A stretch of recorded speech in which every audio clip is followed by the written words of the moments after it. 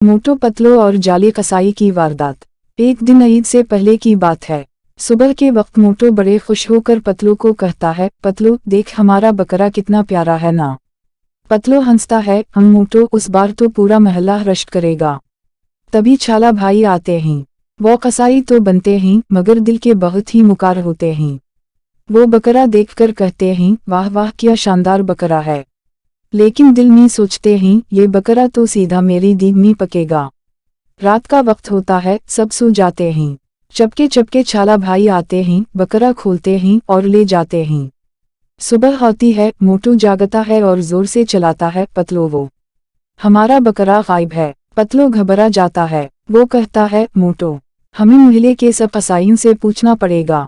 मोटू कहता है, सबसे पहले छाला भाई के पास चलते हैं, मुझे उन पर शक है। वो दोनों छाला भाई की दुकान पर जाते हैं।